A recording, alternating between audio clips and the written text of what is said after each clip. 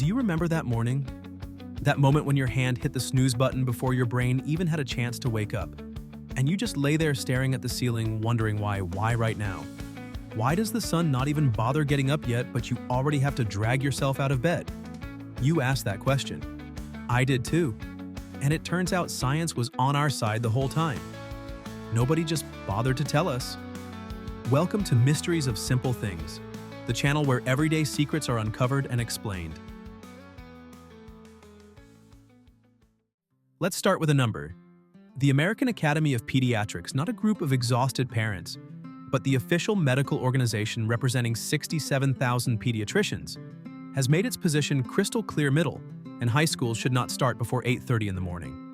That is a public health stance researched, proven, and published, and yet fewer than 1 in 5 schools in America actually follow that recommendation. In 42 states, between 75 and 100% of public schools start before 8:30. The national average is 8:03 in the morning, and in many places, high school students have to be there by 7:20, which means that kid is waking up at 5:30 or 6:00 just to catch the bus. Science says one thing, the system does another. And this story started long before you or I were ever born. Picture America before the 1800s. No electricity, no artificial lighting, no Netflix keeping you up until 2 in the morning. The sun came up and you got up. The sun went down and you went to sleep. Farmers were up with the roosters because the fields needed to be worked before the heat of the day set in. Kids woke up when their parents did because that was simply how you survived. When the first public schools were built in New England, nobody sat around debating start times. They just copied the rhythm of life that already existed. The sun is up, go to school. Simple as that. Then the Industrial Revolution hit and everything changed, just not in the direction anyone might have expected. Here is the part most people never learned. The American school model was not invented by Americans. It was imported from Prussia, what is now Germany, in the mid-1800s by a man named Horace Mann. He traveled to Europe, saw the Prussian school system with its bells ringing on schedule, students sitting in straight rows, teachers standing at the front of the room, and he thought this was the future. He brought it back to America and sold it as a revolution in education. What he did not say out loud and maybe did not fully realize himself was that the system had been designed to produce obedient workers, not free-thinking citizens. Not long after names like Rockefeller and Carnegie started pouring money into mandatory public education. Not because they wanted more kids reading Shakespeare, because factories needed workers. And the best kind of worker was someone who had been trained from childhood to stand up when a bell rang, sit down when told, and show up on time for a fixed shift. The school bell did not just happen to sound like a factory whistle. That was the whole point.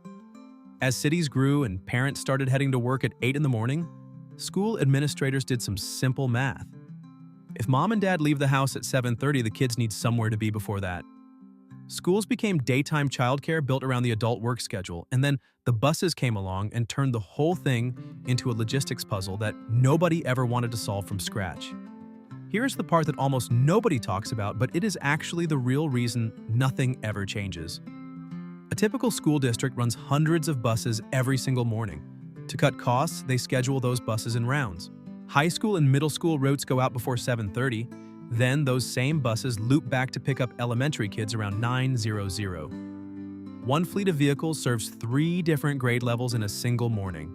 When researchers in one large district sat down and ran the numbers on what it would actually cost to let high schools start later, the savings from keeping the current schedule came out to nearly $5 million a year. Not because anyone is evil or trying to hurt kids, just because budgets are tight and bus schedules run on math, not on biology. And this is the part you really need to hear, especially if you have a teenager at home. Your kid is not lazy. Their brain is doing exactly what nature designed it to do. It is just out of sync with the school clock.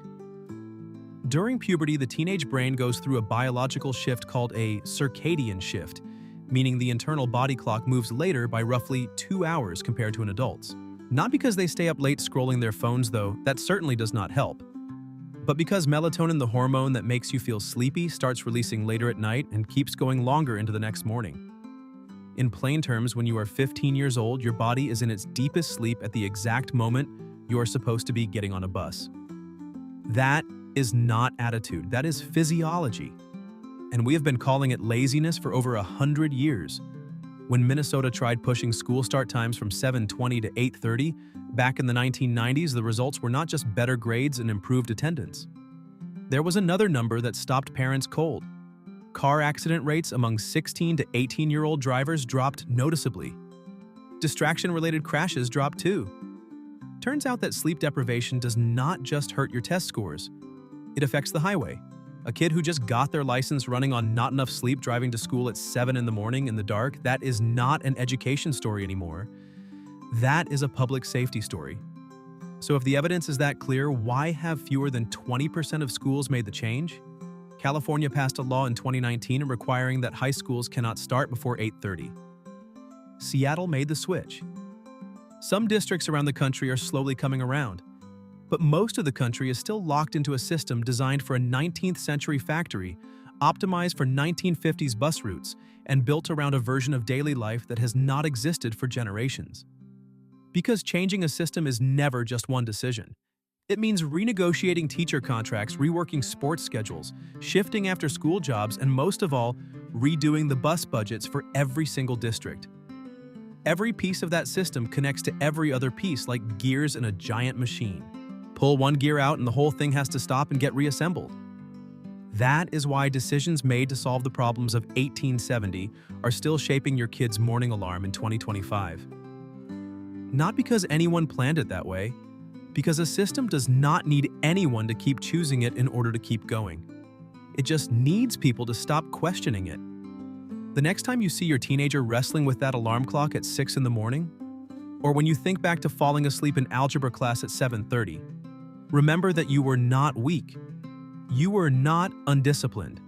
You were just a normal human being asked to run on a 19th century factory schedule inside a 21st century body.